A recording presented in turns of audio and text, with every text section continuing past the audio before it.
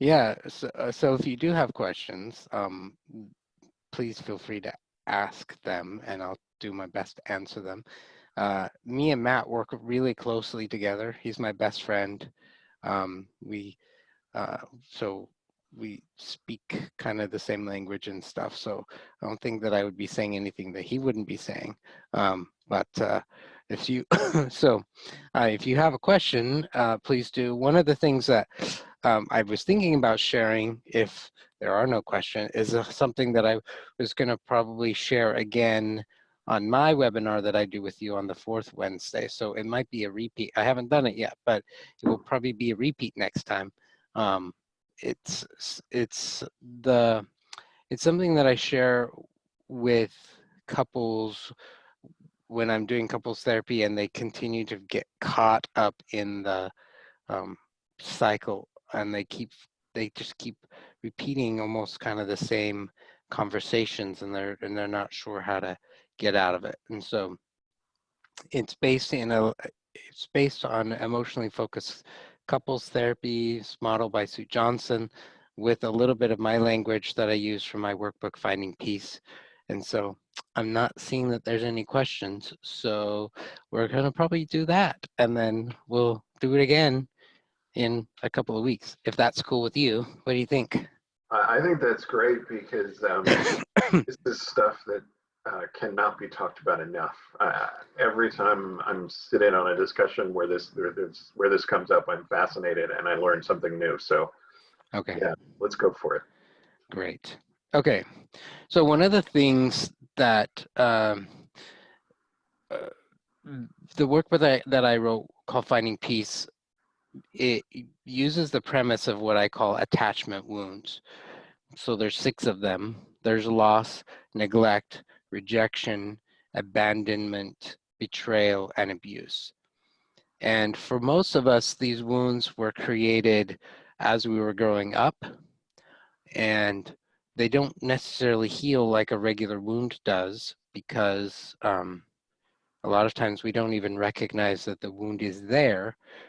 But then as we grow up and we move into intimate relationships with others, we carry these wounds into the relationship with our significant other, with our spouse, whatever. And so do they. They carry their wounds into the relationship. And it's a couple of things happen with these wounds.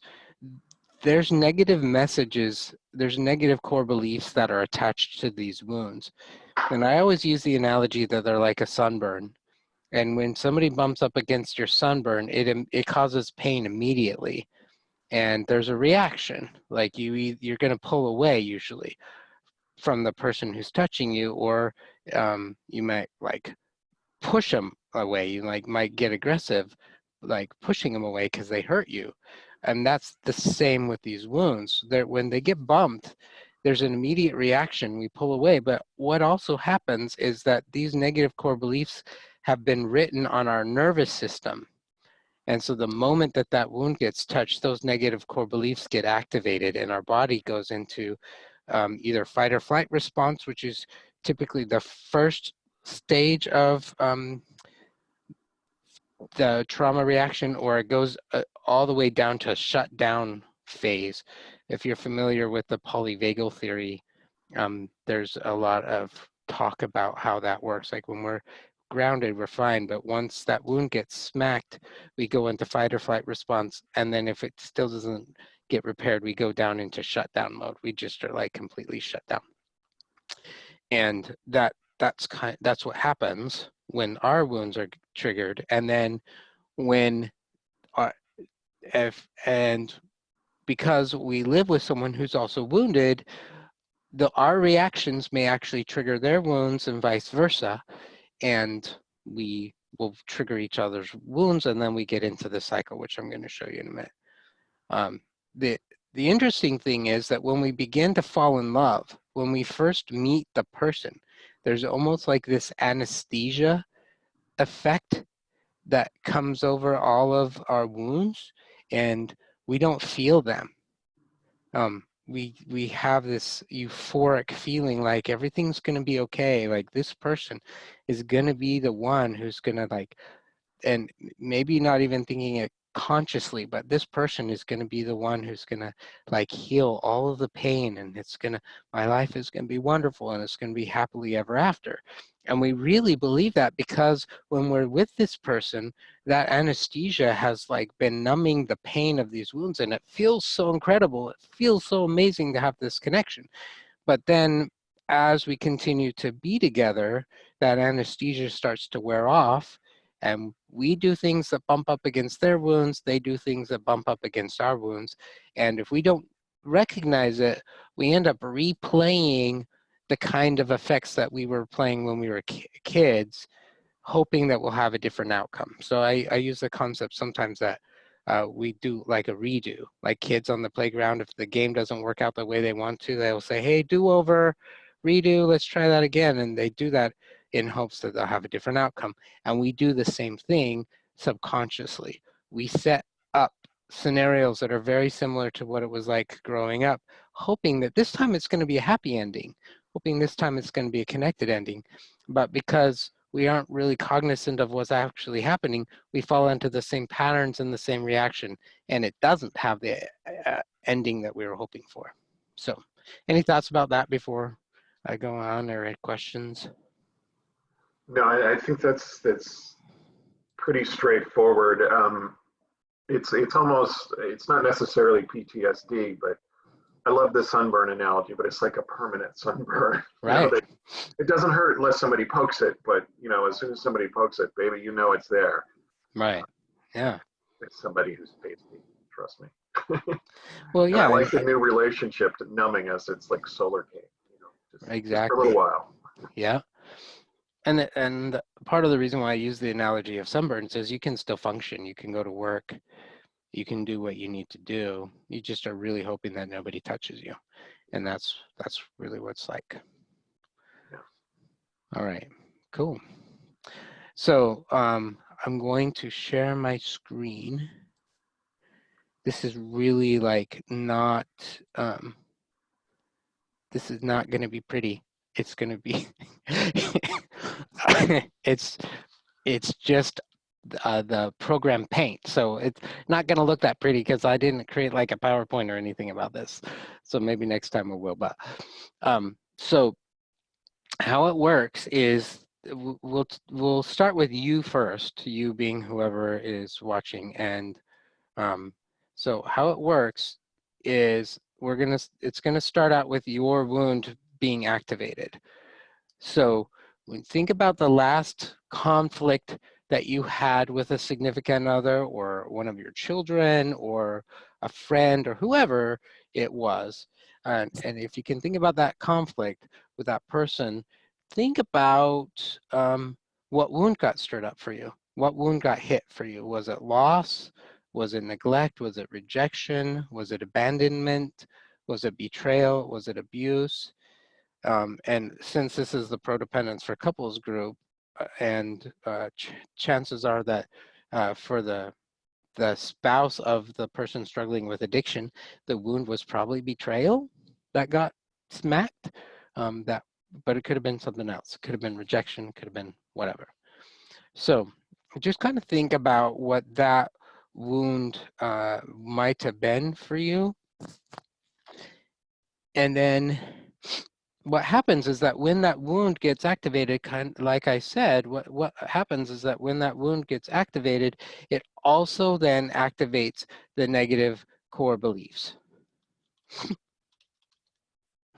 And there's different genres of negative core beliefs. There's three genres of that, but to give you an idea of what those negative core beliefs might sound like: I'm not enough, there's something wrong with me, I'm bad and unworthy, I don't feel safe, my world is not safe, I can't trust you, uh, I'm powerless, there's nothing I can do about it, it's always going to be like that. Those are some of those negative core beliefs. And when the wound isn't being stirred up, we don't necessarily feel those. When things are fine and no one's bumping up against our sunburn, we don't necessarily feel like that. We feel like we're enough, things are okay, my world is going to be all safe. But the moment that that wound gets smacked, those negative core beliefs that have been tattooed on our nervous system, they activate and our body immediately goes into that fight or flight response. And then this is all happening like in nanoseconds, okay? So this is like happens really, really fast. So then what happens with that is then we're going to feel some emotions, and we focus on 3 emotions in this section. You're either going to be angry, you're going to be sad, or you're going to be afraid. That's typically what happens in this level. Excuse me. So the wound gets activated, the negative core beliefs get activated, and then the core emotion of I'm angry, or I'm sad, or I'm scared, or a combination of all 3 of those show up. And then what will happen is that we want to be able to figure out how we're going to respond to that, and it's usually reactive. There's a reaction to that, and so we engage in numbing or protective behaviors.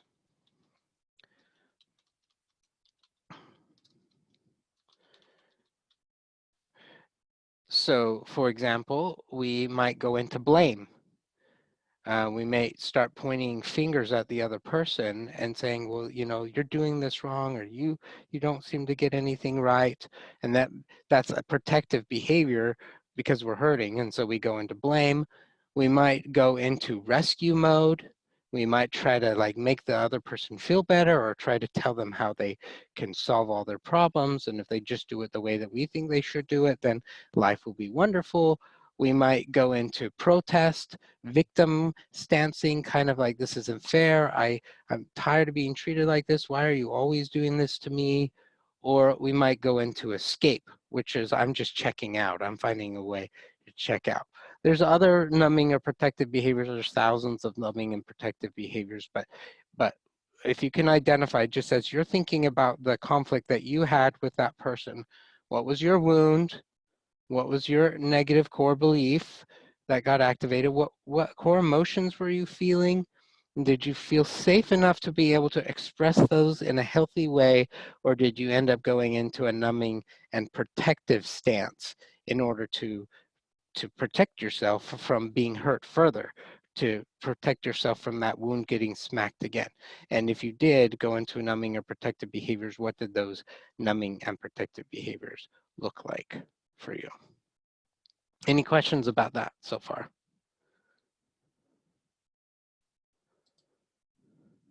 I think we're good with that. Okay. So just notice then what happens is that as I'm engaging in that numbing behavior, so let's say that I start to blame, I start to point fingers at the other person and tell them how awful they are and what's wrong with them and why can't they get their stuff together and how awful they are. Well, guess what I'm doing to them in that moment? I'm activating their wound, probably rejection. Like if I was using blame, it would probably activate their wound of rejection. If I pulled away and shut down, that may activate their wound of abandonment or their wound of neglect. If so, however I'm responding, whatever I'm doing, that's probably going to activate their wound. And then the same cycle happens to them where their negative core belief uh, shows up. They immediately are responding to their negative core belief. And then when that happens, then they will, okay, go away. Then they will have a core emotion, either anger or fear or sadness. And then they're going to engage in a numbing or a protective behavior.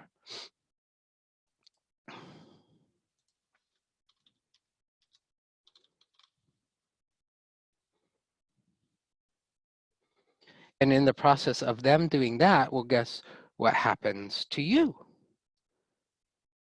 It's going to activate your wound again. And now we get into this infinity loop where we keep activating each other's wound, and we either continue to escalate the argument, or we eventually get to a place where our numbing or protective behavior is to escape, and we just shut down and we disengage and we stop talking to the person for a while, whether that's for an hour or two or forever, or whatever that looks like. But that cycle is what we end up getting caught up in. And either one of you could get activated first. Either one of your wounds could be activated first, and then they're going to go around this loop-de-loop for a while, and it never resolves. It just keeps activating our wounds. It keeps making us feel in pain, and we're not getting our needs met. We're not getting the healing and the comfort and the assurance we're needing. We're just keep going around in this loop. Thoughts? Or Yeah, does every person in every relationship have this cycle to some extent? I haven't met a client who hasn't. Okay. Yeah, I mean, it's just everybody has been wounded one way or another. Everybody, even the most positive person on earth, has negative core beliefs. Yeah. I've never encountered anybody who isn't carrying some shame around. Yeah. And then gets reacted. I mean, we all do it, even if, just the difference between, I think, a lot of the people in this webinar, or addicts in recovery or people in therapy, is we've become more self-aware that we're doing it. But I think, and you do a lot of couples work. Most of the couples, they're not aware that they're sort of doing in this cycle, or until you point it out to them. Right. Yeah. Usually when I'm writing it on the whiteboard, and then they're like, "Well, that's what's been happening to me." Yeah, they probably see the bit on the left that's in black and think, "Oh yeah, that's me," and my partner keeps poking me, and they don't realize they're the other half. Yeah, and that's an interesting point to kind of look at. If when I'm explaining that to them, I'm not trying to invalidate their wounds at all. I'm not trying to minimize their wounds. Yes, their wounds hurt. I will ask the question sometimes, okay, so who's right in this cycle? And they both will say, I'm right. And say, okay, so yeah, you both are right. That's true. Like, both of you are hurting, both of you are dealing with this, but who's the one who can change the dynamics of this cycle? And the only person who can change the dynamics of the cycle is you. You can't you can wait around for a long time for your partner to try and change the dynamics of the cycle, but they're probably not going to. Just like you're probably not going to, until you can own that, oh, I'm playing a role in this. There's a part of me that's playing a role in this, and I got to take responsibility for the part that I'm playing in this. And then once I do that, then I can change the cycle. I can shift the dynamics. And the interesting thing is that when I shift the dynamics, the other person now has a different person to respond to than the person before, and vice versa. They change, they shift the dynamic, and I change. So as we taking ownership of our part in the cycle, we can really dramatically shift the outcome. Yeah, the ownership bit, so much of Sue's work and your work reminds me of the 12 steps. I come from the addict background, the 12 steps really did, but step 4 is like, oh, this is my part. And I had to do step 4 before I realized that, the person screwing up my life was me. All of my problems eventually came back to me. I was the jerk, not everyone else. And, but I needed to do that to make any kind of progress moving forward. And AA and SA and SAA and all the other programs, they have steps kind of 5 through 9 to sort of walk you through the process of, identifying your problems and working on them and making amends and then living differently. And my question here, as I look at this cycle, is, how do you stop using the EFT model and your model? How do you stop this cycle after you realize, oh yeah, we both have a part. Yeah, good. That's a really good question. That's usually the question that they ask. They're Yeah. like, "Yeah, that's me. How do I get out of that?" And the interesting thing is, as even when they're able to map it out, and I'll have them sit together and I'll have them map it out, um, and uh, I'll say, "Okay, like map it out." They cognitively can get it, and I can even say, "Hey, y'all in the cycle. You're all in the cycle. You're all in the cycle." But then they're like, "Yeah. But what do we do? What do we do? How do we get out? How do we get out?" um, and it's so hard, especially in the moment when our wounds are being stirred up, because we're reacting. Our body is doing the whole polyvagal stuff. It is in the fight or flight response in that time, and so it's hard to be able to say. What we're trying to do is have a shift in our experience, which we don't know how to do very well. So we practice a lot in couples therapy so that it becomes more of a new habit, a new pattern. But there's a couple of things that I think are really critical in order to be able to get out of the cycle. And so I'm going to draw that right here.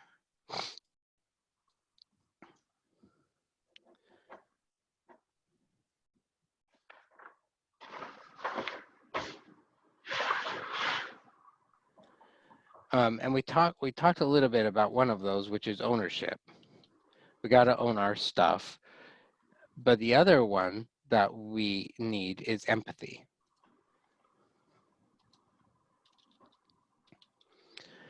So, and honestly, empathy, I've been saying this lately, and it's in, I don't know where it came from, but empathy always comes first in this little two-step that we are dancing. Empathy always comes first, and then ownership comes second. And so I was working with a couple who I'd been seeing for a while, and they were in this like every session that we were in, and I was really struggling with how do I get them out? Like they could even identify, yes, we're in the cycle, but they didn't know how to get out. Um, and I never say his name right, but Thich Nhat Hanh, he's a Buddhist monk, was interviewed by Oprah. And so if you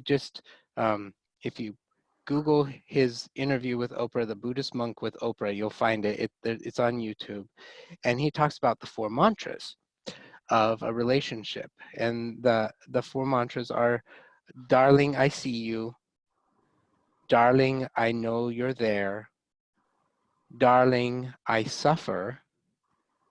Darling, I see that you suffer. I'm here for you. Those are the four mantras. And he does a much better job of explaining each one of those. And when you use those mantras with the relationship. But when we look at this model and we look at those four mantras, the first mantra is, darling, I see you. And darling, I know that you're there. So what are we doing with that? We're recognizing your presence. And then, darling, I suffer. And darling, I see that you suffer. That's the empathy piece. And so what I did with this couple is I just had them look at each other in the eye. I had each one of them talk a little bit about their wounds. Just what does it feel like when your rejection wound gets stirred up or your betrayal wound gets stirred up? Where do you feel it in your body? What does that, what happens inside? And I had them both sit across from each other and share their wounds a little bit with the other person and ask them at the end, can you see the other person's wound? Can you see the other person's pain? And interestingly enough, one of the partners in the relationship said, no, I can't. Like, I can't look at that wound. I don't want to see it. I only want to focus on my wound. I can't tolerate looking at their wound at all. And when that person said it, it was like a light bulb went on.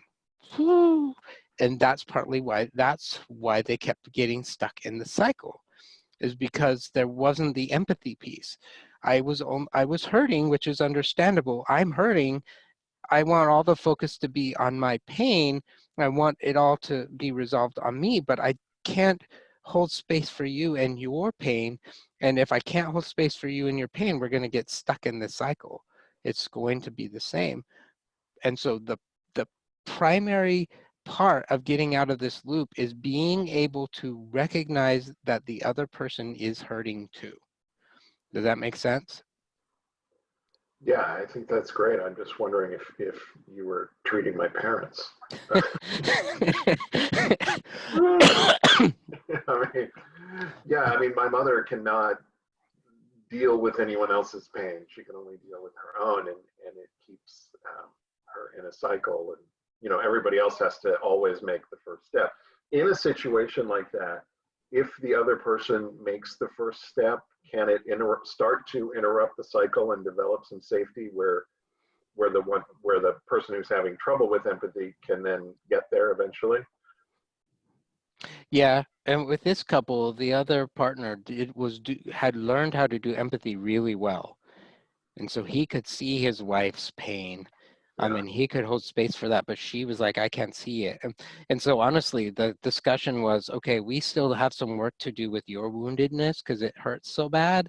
I'm not sure that we want to do couples for a little while until we can like reduce some of your woundedness because it hurts so bad that of course the focus is on you and your pain. And then maybe we'll be able to get to a place where you can have empathy again. So when we look at empathy, and Brene Brown says that empathy is a skill, it doesn't come naturally, but that empathy is requires me to be able to see your pain, connect with a time when I felt that pain, convey that back to you as if it was your experience, and just check in, is this what it feels like for you? And then to be able to provide a space of healing for that. That's what empathy is.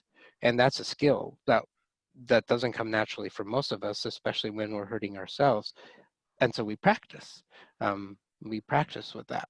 So that's why I say empathy always comes first, because if we want to break out of the cycle, I got to be able to recognize that that person is hurting just as much as I am. And if I can have compassion for that, and I can validate that they're hurting just as much as I'm hurting, that's going to break the cycle. That's going to stop us from going into those numbing protective behaviors, because I'm not blaming anymore, and I'm not playing victim anymore, and I'm not escaping. I'm like, I can see you're hurt. That's got to be really hard for you. So we stop poking them when we're Yeah. aware that poking hurts. We're hitting a Mm-hmm. sunburn. Yeah. And then the ownership, there's two parts of the ownership. Ownership is then saying, well, I can see how what I did was poking your wound. I can take ownership of, I can see how what I was doing was poking your wound. It's not I'm taking ownership of your wound per se. I'm just taking ownership of my behavior. So I can see how I was doing that and was poking your wound.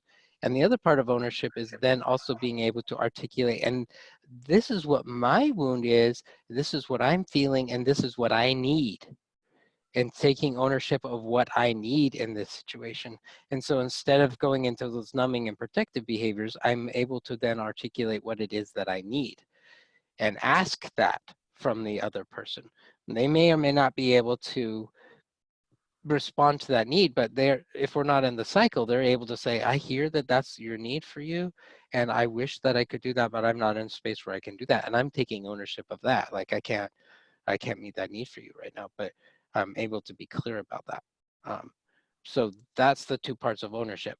I can see how what I'm doing is bumping up against your wound, and I can see how that's activating your rejection wound. That's the last thing that I want to do. I want you to know that I think that you have a lot of value as a human being. So I want to own that I triggered that. At the same time, I am also hurting. I'm really struggling with my own sense of worth right now, and I need a hug, or I need validation that you can recognize that I'm hurting, or whatever that need happens to be. And just to reiterate, these wounds, the original source of these wounds is childhood. These are attachment wounds from when we're very, very young, usually. Yeah. They may be painfully exacerbated by lies and secrets and betrayal and addiction and all those things, but the original wound is really, really old. Um, Mm-hmm. and that needs to be dealt with. And yeah, I mean, these are not new wounds. No, we're just They're, playing them out again and again and again. yeah, freshly reopened wounds, but not new. Mm-hmm. Um, okay, so we do have something in the question Great. here. By the way, ask questions about this or anything, but especially this stuff. It says, thanks for this info. I had a pretty good handle on this before. I'm trained in attachment theory in my own professional life, which is to say that I was aware of it for myself and my partner, but certainly hadn't mastered it. Does anybody ever quite master it? However, having recently discovered multiple infidelities on my partner's part, I'm struggling to figure out ways to intercept this cycle on a day-to-day basis. I can think about it in therapy when we're not in the middle of a crisis, but in the moment, it's so hard. I believe in building security between us, but right now, it feels purely theoretical and not at all realistic. Love for any strategies for dealing with this on a moment-to-moment basis. So thank you for that question. As I'm hearing it, I'm going to just speak from experiences with other clients who've been in a very similar place. So the wound is betrayal. That's your wound. Um, and so then what are the negative core beliefs that are activated when that wound of betrayal comes up? And I don't know what yours are specifically, but common ones are I'm not enough, I'm not worthy of being loved, I'm not worthy of you even being willing to share, like you're keeping secrets from me, so I'm not worthy of being able to even for you to even be open and honest with me. My world no longer feels safe. I'm not sure I can trust you. I'm not sure what I can do. Those are the negative core beliefs. And like I said, when you're having a great day, that's not really that activated. But as soon as that betrayal wound gets activated, and it can be little things, it can be simply the partner picking up the phone, and that activates it. It could be just a look, it could be your gut sense or whatever, and all of a sudden it activates that, and then all those negative core beliefs get activated, and then there's probably fear. I would guess is what the core emotion is. There's fear, and then you go into the numbing behaviors. Sometimes going into trying to control and check and verify and all of those kind of things. That's all part of what's going on with the partner, and in the process, that's going to stir up the other person. And so that's kind of the process. So we take a look at, okay, let me just challenge my negative core beliefs for a minute. I am enough. I have value. Um, I I need a relationship where I can trust my partner. That's absolutely mandatory if this relationship is going to work. And so being able to connect with those truths that I'm enough, that I need to have safety, and validate that that's okay. And Stephen Stosny is a therapist who focuses a lot on, he's written several books, but he focuses a lot on the daily practice of connecting with your core value.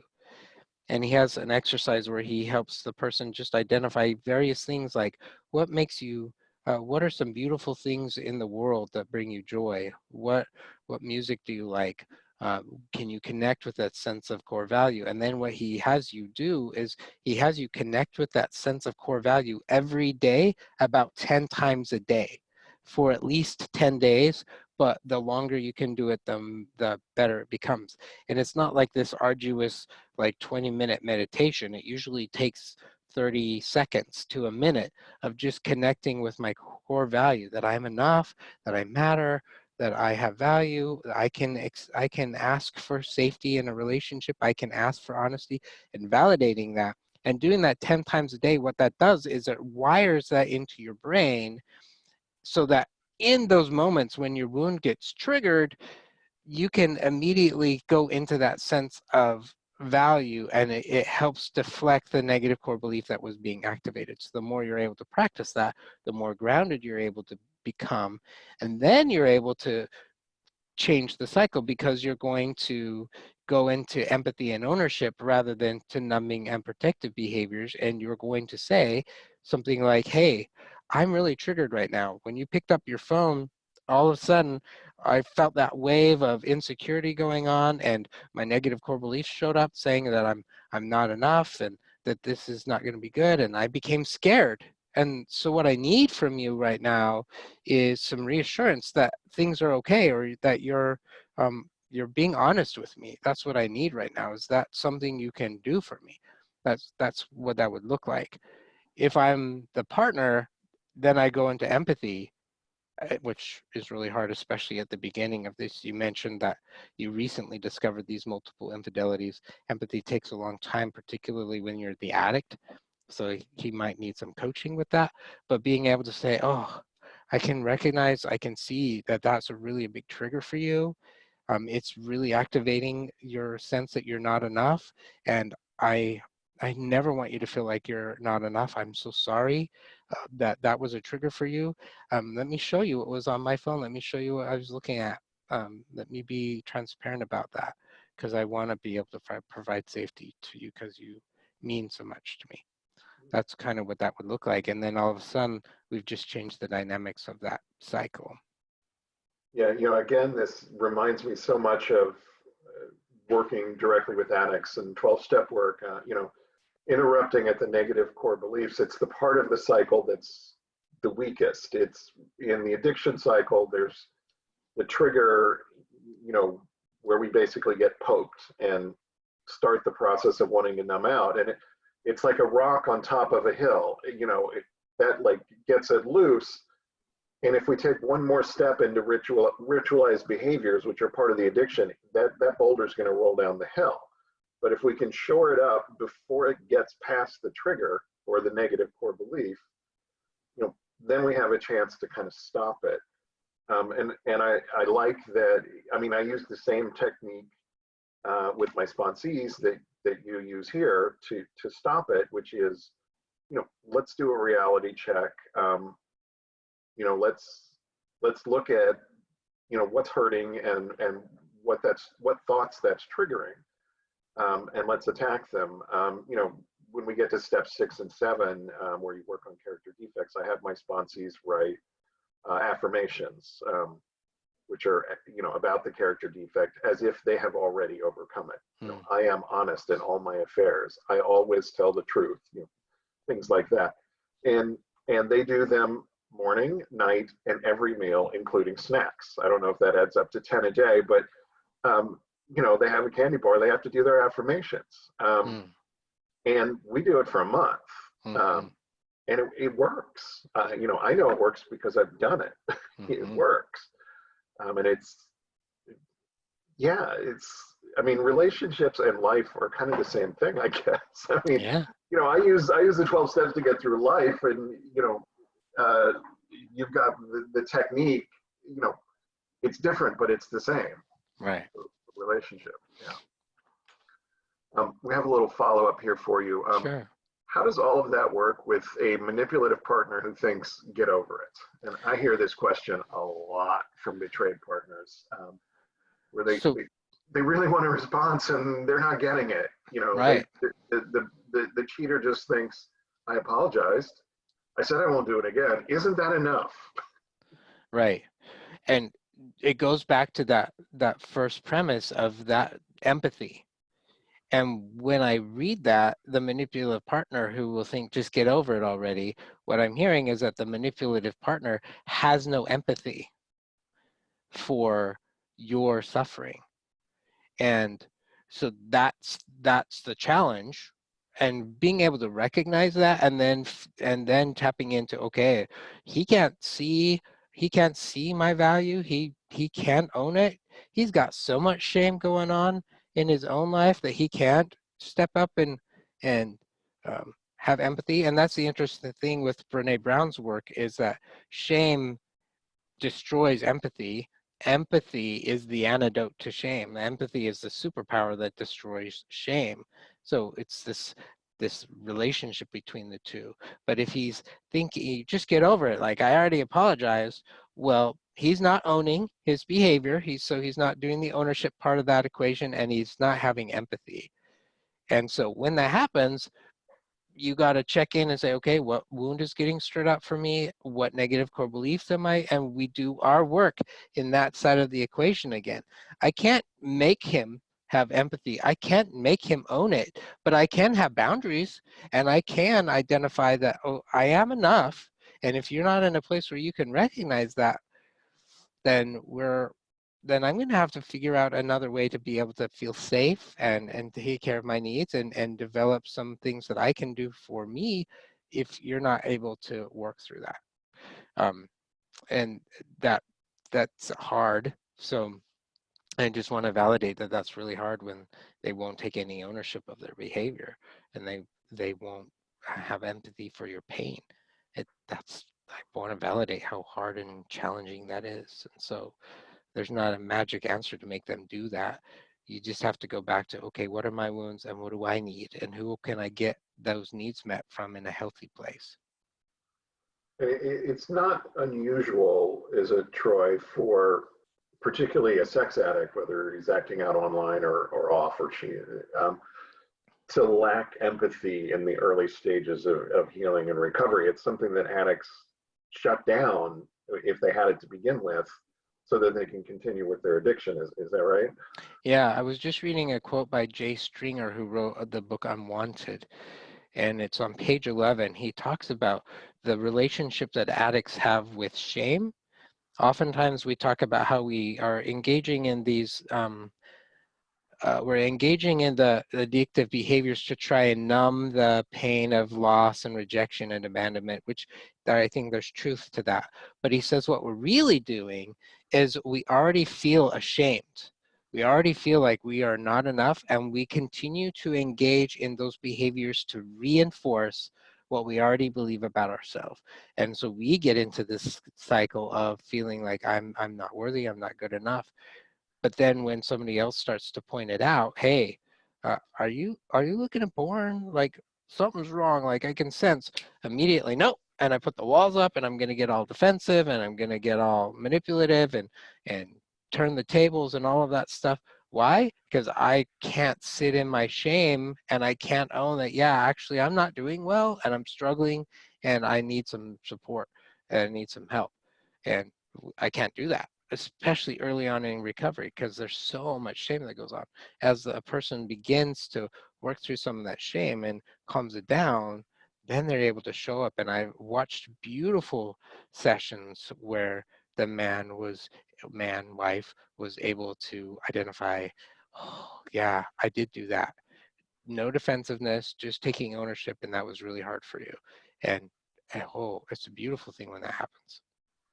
Yeah, I would agree with, in particular, the first part of that statement where addiction is kind of driven by shame, but then it reinforces the shame. And they're a cycle. And my shame, it came from other people, but then I learned how to do it all by myself, and the addiction really helped. And it just, I mean, by the time I got into recovery, I was nothing but shame. I mean, there just wasn't anything left.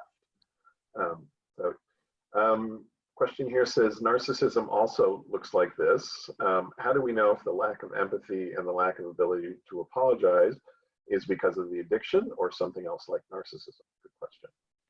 Yeah, so I'm not sure that it matters whether it's because of the addiction or because of a personality disorder.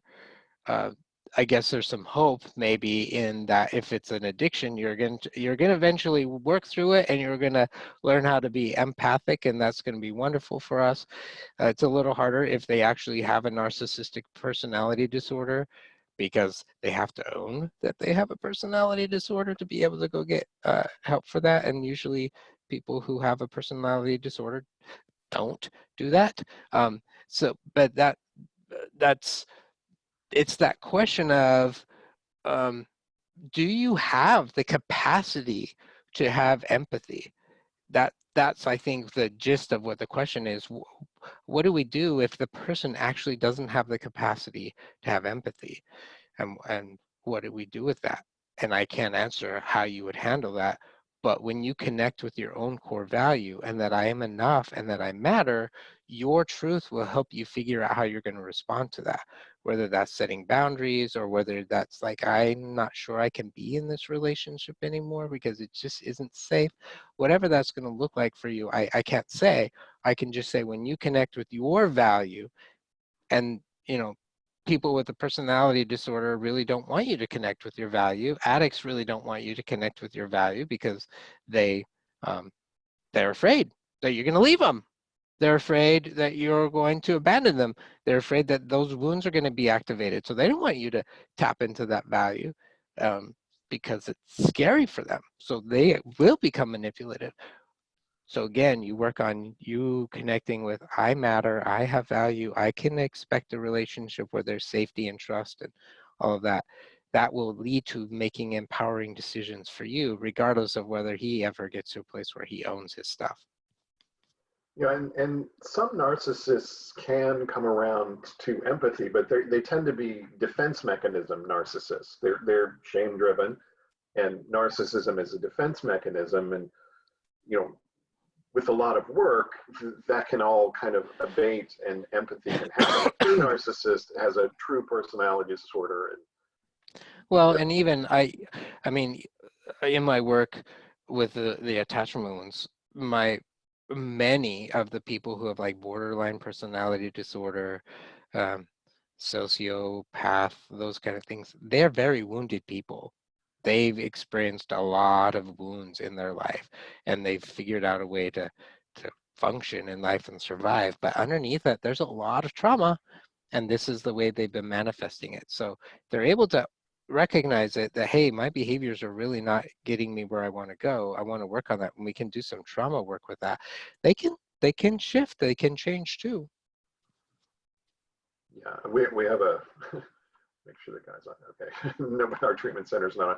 One of the guys in our treatment center right now is borderline, and he's actually getting a lot out of it, and he's extended his stay. He's driving everybody crazy, but he's getting so much out of it because it's the first time he's ever accepted help with his wounding.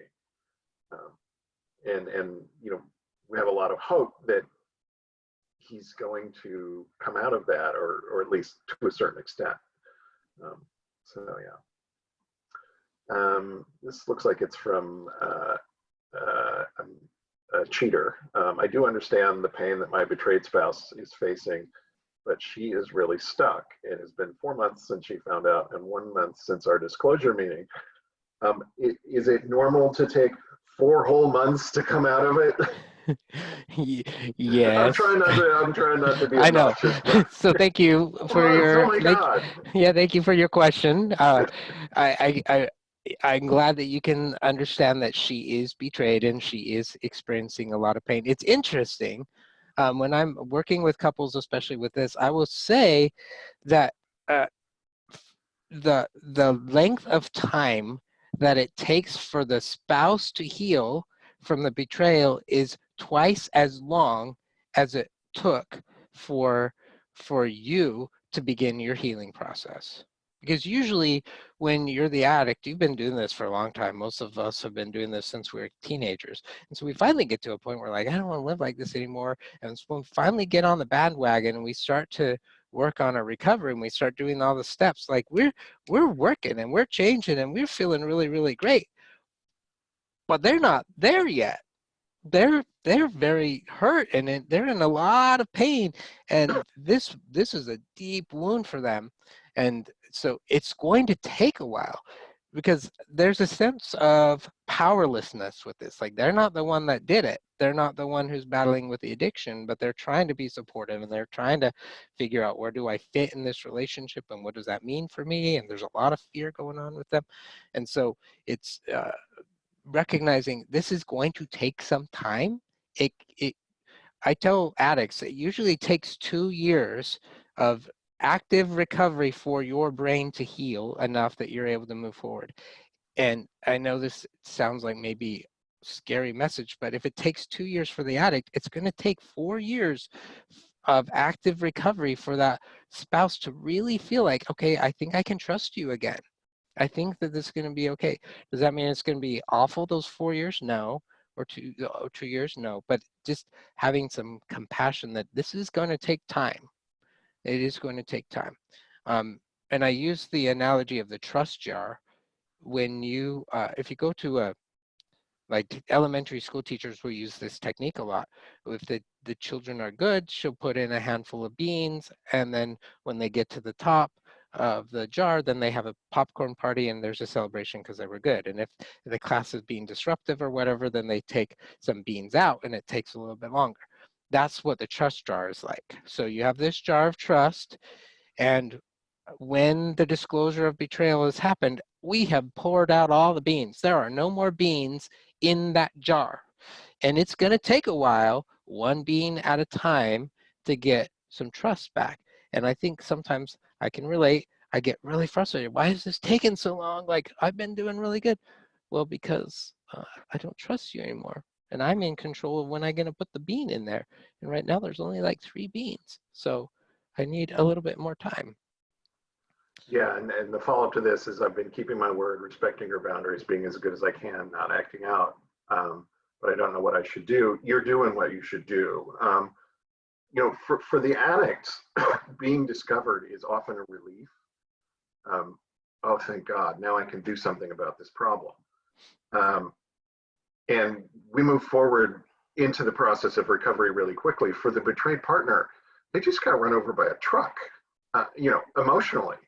And they're going to have to heal from getting run over before they can even think about getting, starting to trust again. And, I love the analogy of the trust jar.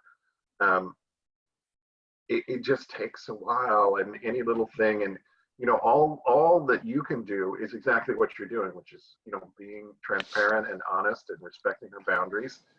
And yeah, but empathy is a big one there too.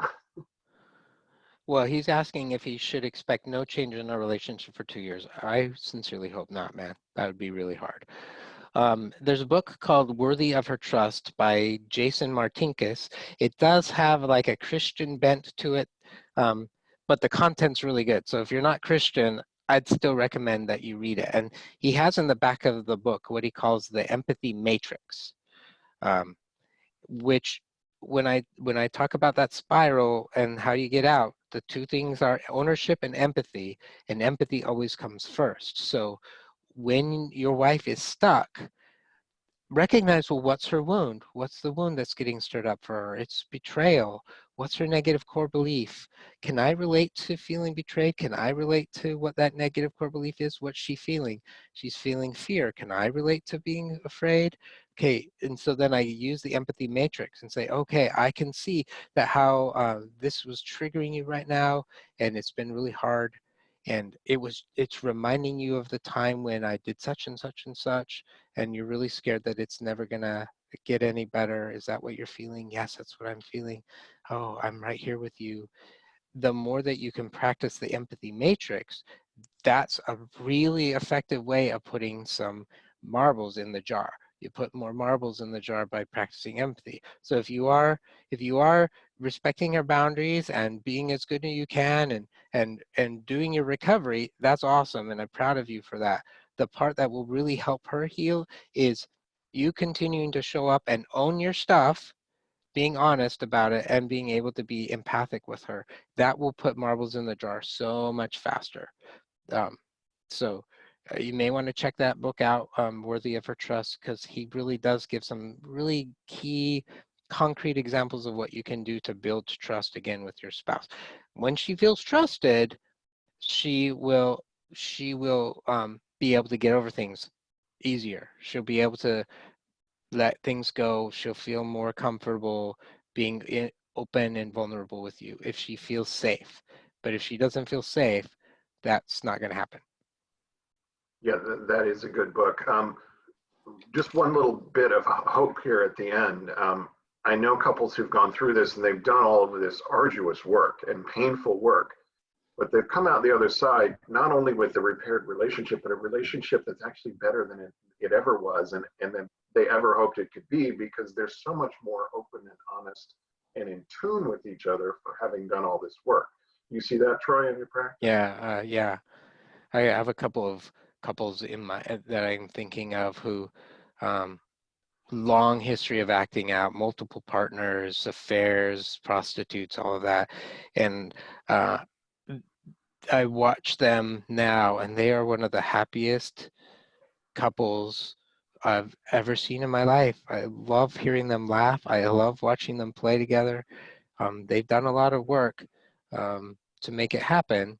Both of them were doing work in the process, but it's beautiful to see that happen. Yeah, it's really worthwhile. We're coming up to the end of our hour. Troy, I want to thank you for filling in today. Matt, our usual host for this session, will be back in a couple weeks. Troy has a weekly group which meets when? We meet on Fridays. I missed it today because of daylight savings time. So I got the time screwed up. We meet at 9 o'clock Pacific time on Fridays. It's for men. It's a men's group, and we talk a lot about these attachment stuff there. And then you also have a monthly webinar, which is the last week of the month. Yep, the fourth Wednesday of the month. At 9:30 Pacific time. So if you enjoyed Troy today, you can catch him at those. Matt will be back in 2 weeks. And remember, this session next week will move to an hour later. So it will be starting like right now instead of an hour ago. So we'll see you all in a week. Thank you again, Troy. Thanks for having me, man. Have a good day. Thanks, everybody, for being here. We'll see you next week. Bye.